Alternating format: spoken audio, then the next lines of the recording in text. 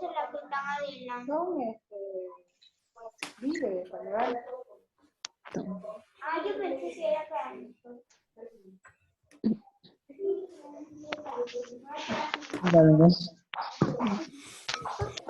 Hello.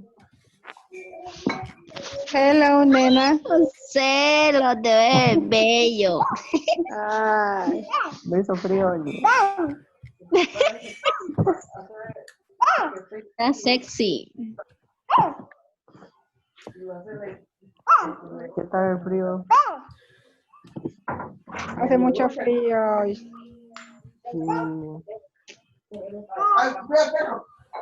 Hace frío y hace dar hambre el frío. Sí, yo estoy cocinando.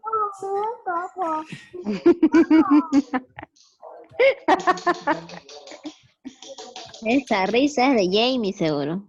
Claro, ¿quién más, hija? Inigualable. Escribió buenos días. Good morning, te pusieron en el... Bien. ¿Ya estamos? Sí. Bueno, se escucha ahí que alguien está haciendo frito. Así que vamos a cortarle en silencio. Bien. Entonces, continuemos. Ya, yo creo que nos enviarán los fritos virtuales. A ver. De vuelta, bueno. Igual, esperamos ser de vuelta, aunque sea por foto. Bueno, entonces continuaremos donde quedamos. Habíamos quedado en diclofenaco.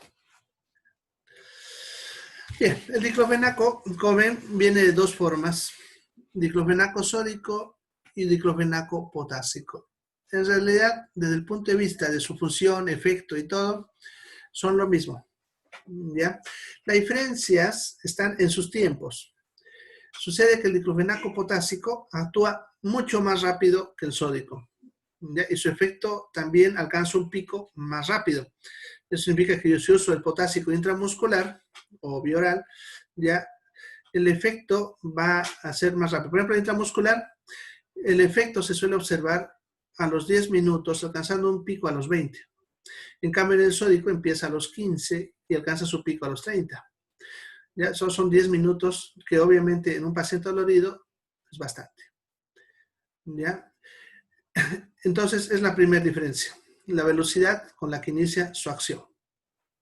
La segunda diferencia entre el sódico y el potásico tiene que ver con el tiempo que se puede usar. Sucede que el potásico no se puede usar por mucho tiempo, justamente porque tiene potasio. El potasio en nuestra sangre tiene valores muy bajos. Si nosotros le damos drogas como esta, podemos incrementar su potasio y los incrementos de potasio pueden traer fallas cardíacas. Por eso no se puede usar esta droga por largos periodos de tiempo. Lo podemos usar para cuadros agudos de 1, 2 o 3 días de duración. ¿Ya? En cambio, el sódico, como es sodio, el sodio podemos eliminarlo con mayor facilidad y además en la sangre hay mayor cantidad, por lo cual podemos usarlo por mayor periodo de tiempo.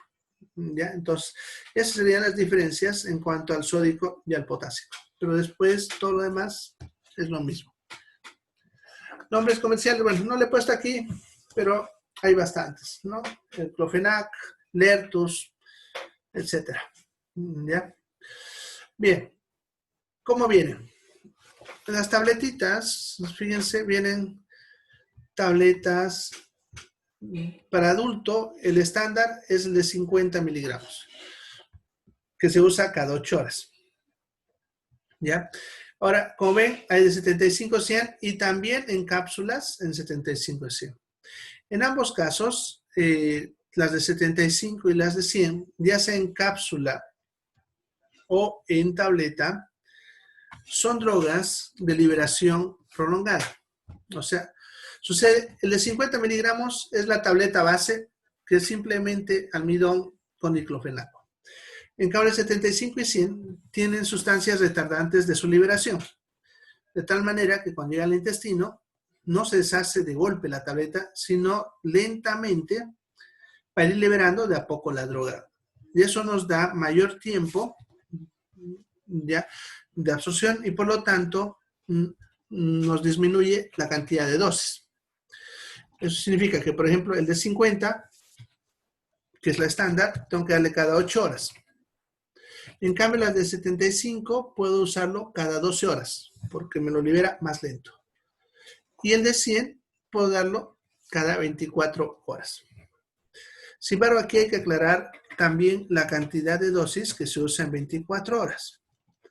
Ya aquí también hay el detallito. Si, por ejemplo, tengo un paciente que está muy adolorido, ya no me conviene darle la de 100, porque en 24 horas, se dan cuenta, está entrando 100.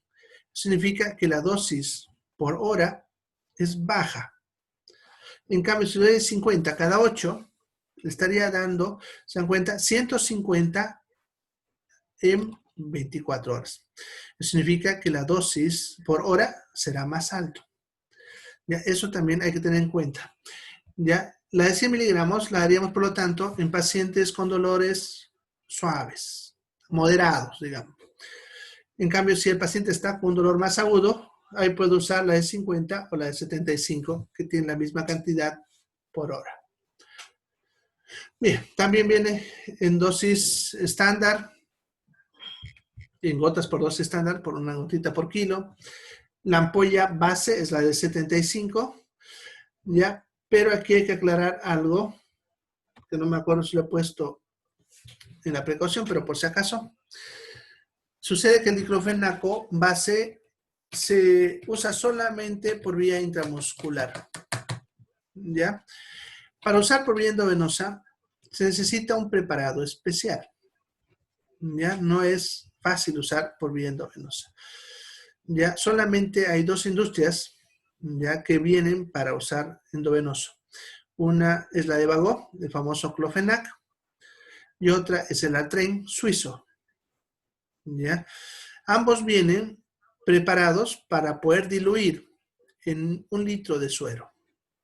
¿Ya? Entonces, se coloca 1 litro de suero y lo vamos a pasar a goteo para mantener el control de la analgesia por tiempos prolongados. ¿Ya? Entonces, eso aclararles en cuanto a esta droga. Cualquier otro diclofenaco solamente es para intramuscular. ¿Ya? Bien, los supositorios más que todo para niños, también de 12 y 25, y suspensiones de 25 también para niños. Pero también están viendo bien en cremas, en geles, colirios y parches. Ya, como les decía, esta es la droga que más presentaciones tiene. Para sus indicaciones, bueno, es principalmente analgésico y antiinflamatorio. Por eso lo puse eso primero. De todos los antiinflamatorios, este es el mejor.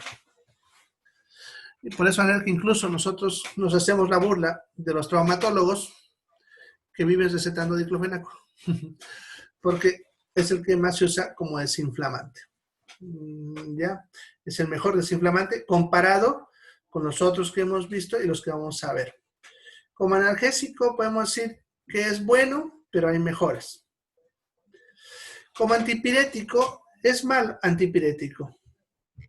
Sin embargo, también hemos observado que en personas que no responden a otros, como el paracetamol o el ibuprofeno, interesantemente responden bien al diclofenaco. Entonces sería una alternativa en ese tipo de pacientes que no responden al paracetamol o al ibuprofeno. Bien, en cuanto a antirreumático, se refiere ya, acuérdense, al proceso antiinflamatorio, pero cuando podemos usar por largos periodos de tiempo. Bien. En cuanto a sus contraindicaciones, ya podrán ver que hay bastantes contraindicaciones y por eso también es una droga que no la estamos dando a montón por todo lado.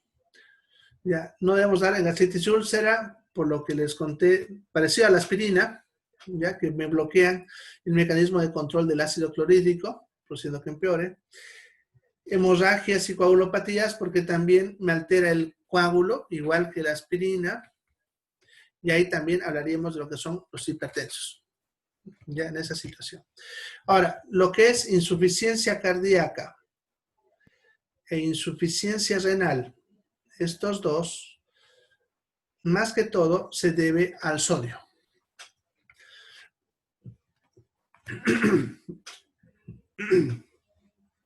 Bien, sucede que en los pacientes que tienen problemas cardiológicos con insuficiencia cardíaca, los pacientes que tienen insuficiencia renal, van a ver que nosotros les restringimos el sodio. Eso porque el sodio absorbe agua y eso aumentaría la sobrecarga al corazón o en el caso del riñón, al riñón, haciendo que el paciente retenga más líquidos y se hinche más. Entonces, por eso este tipo de pacientes les indicamos incluso dietas sin sodio. ¿Ya? Ahora, ya por ese motivo lo vamos a contraindicar, ¿no? Porque acuérdense que viene con sodio. ¿Ya? Y el potásico, igual la misma circunstancia. En cuanto a la parte hepática, es porque se metaboliza por hígado. Entonces, por eso no se puede usar insuficiencia hepática. En cuanto al embarazo y la lactancia, durante el embarazo, a menos en los últimos 3 meses, es peligrosa esta droga para el niño, ya que se ha visto que puede producir el cierre del conducto arterioso, que es una arteria que tiene el niño que le sirve mientras está dentro del útero. Cuando nacemos, esta arteria se cierra. Sin embargo, no debe cerrarse cuando el niño está dentro del útero.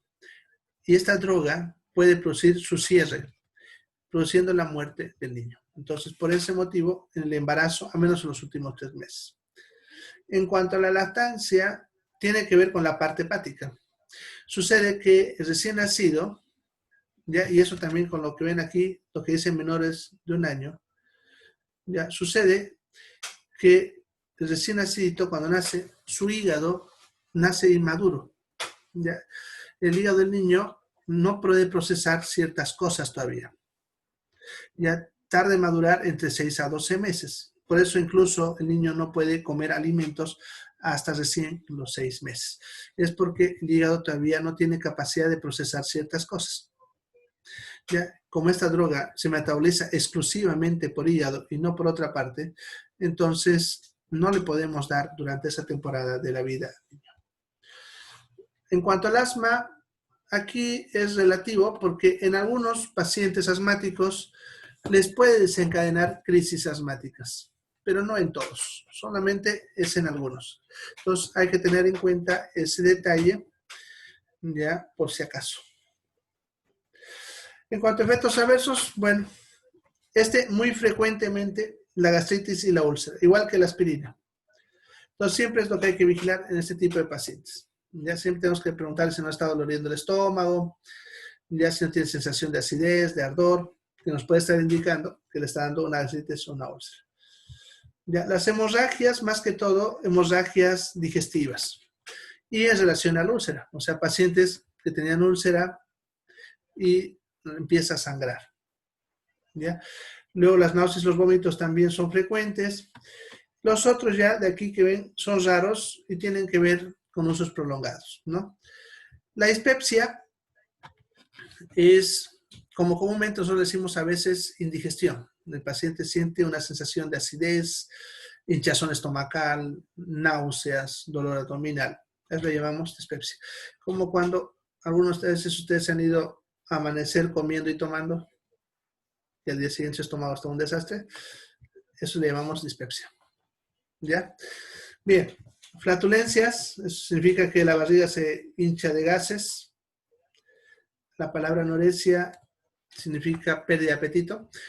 No la confundan con anorexia nerviosa, que es la enfermedad psicológica en la cual la gente no quiere comer. Ya, en este caso, anorexia solamente significa pérdida de apetito. Ya, esta droga hace que perdamos el apetito. Ya, tinnitus, ya saben, lo que silba el oído. Puede haber pérdida de audición en algunos casos, raro como les decía. Alteración del gusto, se suelen quejar los pacientes que no sienten el sabor o lo sienten como metal. Ya, alopecia es caída del pelo, solamente en pacientes que toman por mucho tiempo, realmente pacientes con enfermedades reumáticas.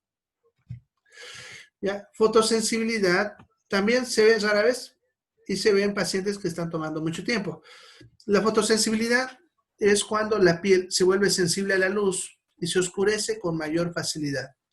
Personas que toman una droga que produce esto, porque no es la única por si acaso, y salen al sol, su piel se va a llenar de pecas o de manchas. A eso se llama fotosensibilidad. Cuando deja de tomar la droga, esa sensibilidad desaparece, pero las manchas van a tardar en desaparecer un año. Ya no es peligroso, pero obviamente, desde el punto de vista estético, incomoda bastante a las personas.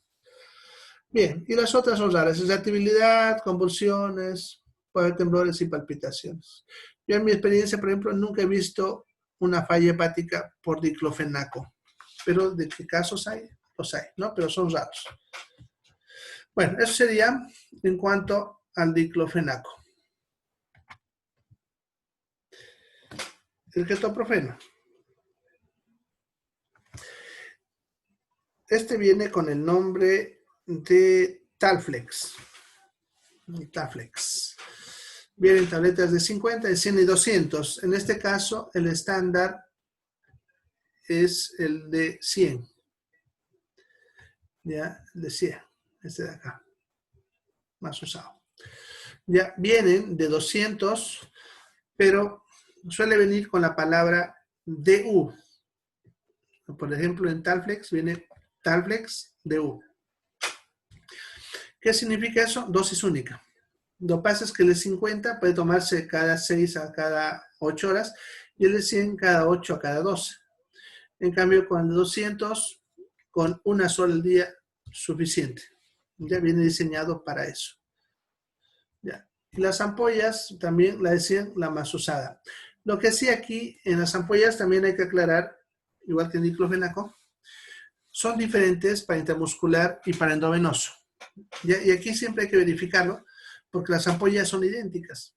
Ustedes pueden ver la ampolla de endovenosa y la de intramuscular son idénticos. La única diferencia es que en una partecita dice IM y en el otro dice EB. ¿Ya? Pero siempre hay que verificarlo porque no se puede usar el intramuscular endovenoso o viceversa. ¿Ya?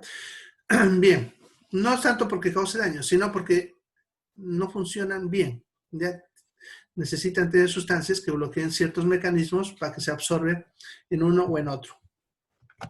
Bien, en cuanto a las contraindicaciones, lo mismo el diclofenaco y de esta familia, porque ya se habrán dado cuenta que en esta familia bastante tenemos que ver con las gastritis, úlceras, hemorragias y coagulopatías, ¿no? Entonces, esto casi en todas, la única que se quedaría fuera de esto, se han visto, es el paracetamol. Bien, pues insuficiencia renal, porque esta, a diferencia de las otras, se metaboliza por el riñón y se elimina por riñón. Entonces, aquí está lo que le decía, que es importante saber por dónde sale, en qué caso. Entonces, esta aquí no puede usar en problemas renales, porque es exclusivo del riñón. En cambio, las otras, como son hepáticas, sí pudiese usar en problemas renales. ¿Ya? Insuficiencia cardíaca, porque suele ver que hay una recarga ya de sodio con esta droga y eso incrementaría la carga en la insuficiencia cardíaca. Lo que es embarazo y lactancia y en niños menores de 2 años, en este caso, se debe a que todavía no hay estudios. O sea, para esta droga todavía no se ha hecho algún estudio para ver si se puede o no se puede usar embarazo, lactancia y menores de 2 años. En la hipertensión arterial, lo mismo que la insuficiencia cardíaca. El problema es el sodio, que incrementaría la carga del corazón. En cuanto a enfermedades de la tiroides, se ha visto que esta droga puede alterar el proceso metabólico en la glándula tiroides. Entonces, si el paciente tiene la enfermedad, le alteraría más esa falla y por ese motivo está contraindicado el ketoprofeno. En cuanto al asma, lo mismo que el diclofenaco. En algunas personas puede producir crisis y por eso la mayoría no vamos a usar ketoprofeno. Bien, eso ya son contraindicaciones. En cuanto a los efectos adversos, como ven, no son peligrosos, ¿ya? Sin embargo, algunos, a menos lo que es la anemia y la fotosensibilidad, se suelen observar en pacientes que toman por largos periodos de tiempo. Ahora, las indicaciones que Me había saltado, creo. Fíjense, es un buen analgésico y buen antiinflamatorio, pero como analgésico es muy bueno comparado con los otros. Ya, por ejemplo, el famoso cólico renal, no vamos a poder calmarlo con ninguno de los anteriores, pero con este sí. Ya, entonces, bueno, para dolores intensos. Ya, eso que les digo, la indicación siempre es bueno para ver y jugar entre ellos dependiendo del dolor que tiene el paciente. Bien. Entonces sería el ketoprofeno. Bien. Bueno. Luego vendría el meloxicam, ya, que también se suele llamar un grupo de familias los oxicanes, ya, pero el mejorcito de esta familia es el meloxicam. Ya. Esta droga viene, como ven, en tabletas de 7, 5 y 15. Sin embargo, por algún motivo, que seguro tiene que ver con la parte comercial, solamente actualmente vamos a encontrar de 15. La de 7.5 se está desapareciendo. Probablemente tenga que ver con la diferencia de costos, ¿no? Por decirles, una de 15 está costando 8 bolivianos y una de 7.5 suele valer 6 o 7. O sea, nosotros como médicos preferimos darle una de 15 y decirle que tome la mitad. Se dan cuenta, le sale más económico. Probablemente sea por eso, pero la cosa es que de 7.5 casi ya no van a encontrar. Ya las ampollas vienen las de 15 miligramos. Esta droga, como analgésico, podemos decir que es regular. No es bueno, pero tampoco es malo. Pero este es buen antiinflamatorio y principalmente cuando se usa por tiempo prolongado. Por lo tanto, lo convierte en una de las drogas ideales como antirreumático. ¿Ya? Pacientes que necesitan tomar drogas por largos periodos de tiempo, ¿ya? Con algunas ventajas especiales. Una de ellas, que solamente necesita una dosis al día, cosa que con las otras a veces no. ¿Ya? Con una al día se suele mantener. Generalmente lo usamos para terapias de mantenimiento. Por ejemplo, cuando el paciente llega con mucho dolor, podemos empezarle con diclofenaco y cuando ya el dolor está estabilizado, podemos mantenerle con meloxicam por más largo periodo de tiempo. Ya, bueno, contraindicaciones. Ya, úlcera gástrica activa, pues significa que en ese momento el paciente está sintomático. Si no, no hay ningún problema, porque otra de las características de esta droga es que su daño a nivel estomacal también es menor. Ya, en menores de 14, simplemente porque no hay estudios por debajo de esa edad. Ya, eso tengan en cuenta. O sea, de poder usar un pediatra, por ejemplo, puede, ya, pero normalmente no lo hacemos porque no hay estudios todavía que aclaren su seguridad por debajo de esa edad. Normalmente cuando una droga sale, cuando es nueva, se autoriza su uso solamente para adultos, para por encima de 18. Y conforme se van haciendo estudios, ya se van bajando las edades, ¿no? Van a ver que va a ir apareciendo que no se puede menos de 14, luego de 12, luego de 10, así. Conforme se van haciendo los estudios, eso va a ir bajando hasta que se llegue a la seguridad de que se puede usar en niños o que se ha encontrado algo que no permita su uso en cierta edad. Bien, en cuanto a efectos adversos, son raros, pero pueden haber. De estos, los que más se quejan los pacientes son las náuseas y el vértigo. A menos en el sexo femenino, bastante suele producir vértigo. Suele ser leve, así que no suele ser preocupante, pero sí hay que avisarle porque se asustan a veces por ese aspecto. Ya los otros son raros. ¿Ya? Por ejemplo, estomatitis es cuando se inflaman los labios por dentro. Incluso puede haber hasta úlceras dentro de la boca. Bueno, fotosensibilidad, ya saben, de las manchas en la piel, puede generar hipertensión arterial en pacientes que ya lo son, hiperglicemia, lo cual es importante saberlo porque me puede hacer confundir con diabetes. ¿Ya? Puede que el paciente esté tomando esto y no sea diabético. ¿Ya? Entonces eso también hay que aclararlo. No es peligroso, pero siempre hay que aclarar para no estar dando tratamientos en vano. Bien, la indometacina. La indometacina, dentro de esta familia, es muy buen antiinflamatorio. No lo igual al diclofenaco, pero tiene la ventaja que se puede usar por más largo periodo de tiempo, lo cual ha hecho que se convierta en uno de los también antirreumáticos más usados junto con el meloxicam. ¿Ya? Bien. Como analgésico es regular.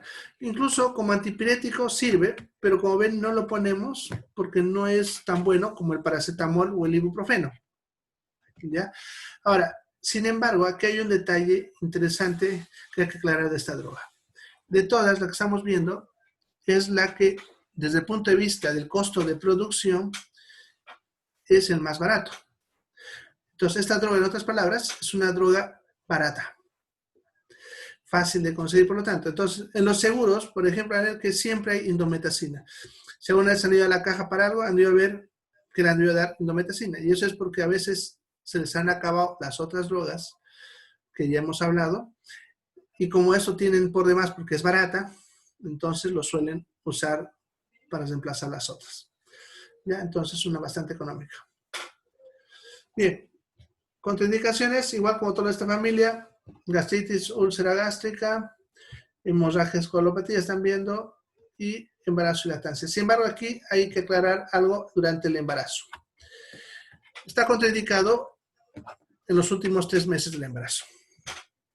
¿Ya? Sin embargo, durante los primeros 3 meses se puede usar para el tratamiento de la amenaza de aborto. Interesantemente, esta droga bloquea las contracciones uterinas en los primeros 3 meses de embarazo, lo cual lo solemos usar para la amenaza de aborto.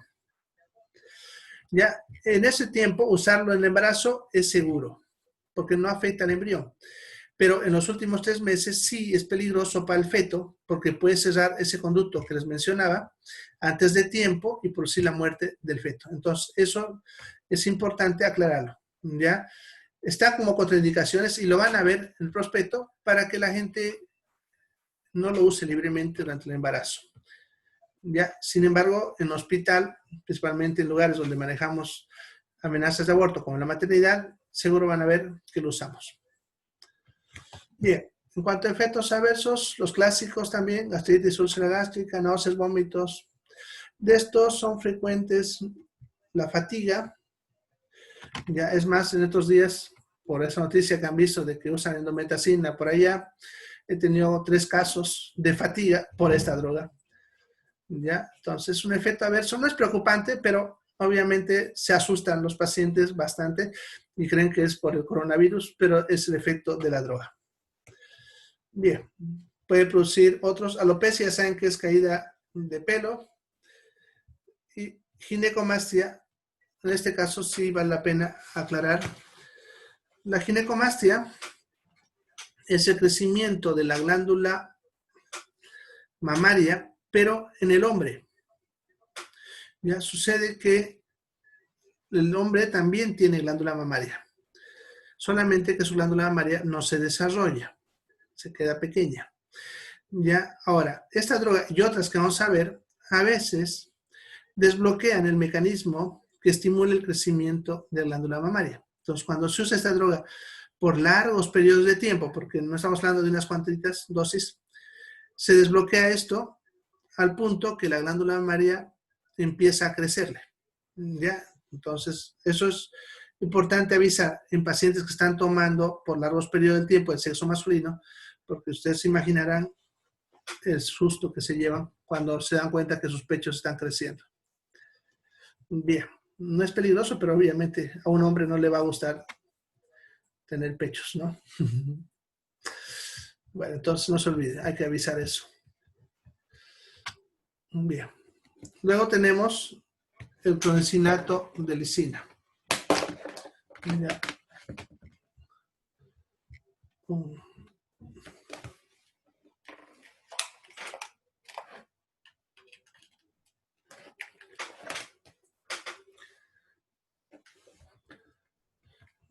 Bien. El clonidicinato de lisina ya es una droga que es un analgésico muy suave, ¿ya? Pero tiene una ventaja interesante. Además de ser analgésico, puede producir relajación del músculo liso. Y eso ayuda en ciertos tipos de dolores tipo cólico que le llamamos. Ya, los dolores cólicos son dolores porque el músculo liso de una víscera, puede ser el intestino, el útero, la uretra, se contraen con tanta fuerza que no dejan pasar sangre y eso es lo que produce el dolor, ese dolor cólico que algunas han tenido. Entonces, para el tratamiento del dolor cólico, normalmente no se necesita analgésicos, basta con un antiespasmódico, que son drogas que vamos a ver más adelante, que lo que hacen es relajar el músculo para que no se apriete tanto y al aflojar ya no duela. Entonces, el clonidicinato de lisina tiene esa pequeña propiedad de, además de ser analgésico, es ligeramente relajante del músculo liso, lo cual hace que se lo asocie con antiespasmódicos. Por ejemplo, el Viadil, si dice Viadil solo, es un antiespasmódico que vamos a ver después. ¿Ya? Pero si dice Viadil compuesto, es el antiespasmódico más clonidicinato de lisina. ¿Ya? Entonces viene esa combinación para potenciar ese efecto. ¿Ya? Entonces lo vamos a usar más que todo combinado que puro. Sin embargo, lo podemos usar puro principalmente en pacientes que requieren cierto grado también de somnolencia, porque esta droga también suele producir en ciertas dosis intensa somnolencia. Lo solemos usar, por lo tanto, en pacientes que están en terapia intermedia o terapia intensiva para generar analgesia y al mismo tiempo sueño, y no un sueño pesado, ¿no? Sino un sueño tolerable, pero por lo menos mantenerlo más tranquilo al paciente. ¿Ya? Por lo tanto, como analgésico, podemos decir que dependiendo de la circunstancia. En cuanto a la dismenorrea, tiene que ver con la propiedad que les mencionaba, ya que la dismenorrea es el dolor menstrual. Y este dolor se debe a que el músculo liso del útero se está contrayendo. Por lo tanto, si le doy una droga que además es analgésica, también relaja el músculo liso, va a calmar ese dolor de la menorrea, de la menstruación. ¿Ya? Entonces, por eso está indicado para eso. Como ven, contraindicaciones, gastritis ulcerásica y efectos adversos, muy pocos, ¿ya? Y el sueño que ya explicaba, que más bien incluso este efecto a veces es una ventaja. ¿Ya? Es una droga que no la vamos a usar mucho habitualmente porque para calmar un dolor en un paciente ambulatorio vamos a preferir cualquiera de las otras que hemos visto hasta este punto. ¿Ya? Bien. Luego tendríamos al sulindaco. Este es una que también actualmente ya no usamos mucho. Lo usamos en algunos casos cuando vemos que el paciente de repente tiene alguna reacción a alguna de las anteriores, ¿ya? Y por lo tanto tenemos que mudar a otra alternativa. Entonces, queda como una alternativa para los casos especiales. Como antiinflamatorio es casi parecido al diclofenaco. ¿Ya? No es muy buen analgésico, por eso como ven, ni siquiera lo he puesto ahí. Sus contraindicaciones las mismas. En cuanto al efecto adverso, ¿ya? Y por eso es que no es uno que usamos de primera línea para todo, es porque son frecuentes sus efectos adversos. Por eso también no lo usamos de entrada. ¿Ya? Y son muy frecuentes justamente las hemorragias digestivas, y más que todo porque suelen generar gastritis de forma brusca. ¿Ya? También es frecuente la dispepsia, ¿ya? Y la diarrea. Son bien frecuentes. ¿Ya? En cuanto a los otros, obviamente no lo son tanto, pero sí nos llama preocupación, como la falla hepática. Ya suele pasar bastante. Y los otros efectos adversos, como ven, son bastante incómodos, ¿no? Estomatitis, lo que se inflama la boca, caída de pelo, manchas en la piel, nerviosismo, ya puede haber síncope que es pérdidas de la conciencia por cortos periodos de tiempo, generalmente segundos, ¿ya? Y debilidad muscular, además de los otros que ustedes ven. Entonces, eso sería el sulindaco. Como les digo, es una alternativa y lo tenemos, pero no es una droga de elección inicial, ¿ya? Bueno, ¿alguna pregunta? Porque hay todavía 4 minutos. No sé si me dé para terminar esta droga, así que prefiero darle el tiempo a las preguntas. ¿Alguna pregunta que tenga sobre alguna de las drogas que hemos visto hasta ahorita? ¿Preguntas? ¿Dudas? Bueno, creo que no hay. Deben estar comiendo el revuelto de huevo. Bueno, hablaremos lo que nos dé el tiempo del ketorolaco. El ketorolaco es muy buen analgésico y con efectos rápidos. Esa es una de sus ventajas interesantes del ketorolaco y que nos permite un buen control de la analgesia. Incluso han salido tabletitas sublinguales de 30 que nos aceleran más todavía su velocidad de acción. Ya que cuando se coloca sublingual, su efecto se empieza a observar a los 2 minutos y puede alcanzar un pico a los 15. Si se dan cuenta, es casi igual a una endovenosa, ¿ya? Y por ese motivo, el ketorolaco se está usando ahorita bastante como analgésico en dolores agudos intensos y que requerimos disminuirlos rápidamente. ¿Ya? También se ha observado que sirve para cefaleas que no responden a otras drogas como el paracetamol o la dipirona. ¿Ya? Entonces, muy bueno para ese aspecto. Bueno, en cuanto a contraindicaciones, las clásicas de esta familia, gastritis ultragástrica. En cuanto al embarazo y la lactancia, no hay estudios claros. Bueno, ahí quedaremos por hoy. El resto lo hablamos mañana. A ver, dice sobre la investigación. La tarea que les he dado es que tienen que investigar el concepto de cada forma farmacéutica. Ya son varias formas. Se dividen en 4 grupos: sólidos, semisólidos, líquidos y gaseosos. Y de cada uno de ellos hay varios. Por ejemplo, en sólidos hay tabletas, cápsulas, trociscos, grajeas, ya, polvos. Entonces, de cada uno de esos su concepto. Que es una tableta, que es una cápsula, que es una grajea, que es una píldora, que es un trocisco, ¿no? Lo mismo en líquidos. Hay varios también, son una montonera. Están jarabes, suspensiones, emulsiones, elixires, colutorios, etc. Entonces, de cada uno de ellos también su concepto. Entonces, lo que quiero es que ustedes sepan qué es cada forma farmacéutica, para que no tengan el mismo error que todo el mundo tiene, de llamarle tableta a todo, cuando no todo es tableta. O lo mismo con los líquidos, a todo le llaman jarabe, pero hay varias formas, no todos los líquidos son jarabes. Entonces, para que ustedes sepan eso, les he pedido esa tarea, ¿ya? Entonces, ustedes tienen que investigar el concepto de cada forma, que son varias, ¿ya? Pero ya les he adelantado que se divide en 4 grupos, ¿ya? Bien, entonces, nos vemos mañana. Ya se cuidan, vayan a abrigarse, vayan a comer su revueltito de huevo. Ya, nos vemos mañana. Hasta mañana a todos. Chao, chao, se cuidan. Hasta mañana. Chao. Los chicos se cuidan. Ya el frío congeló hasta mi voz. Chao. Se bañan, por favor. Hola, Paquita. Hola, José. Yo no sé, José. ¿Quién es? Anonymous. Anónimo. Ah, no sé.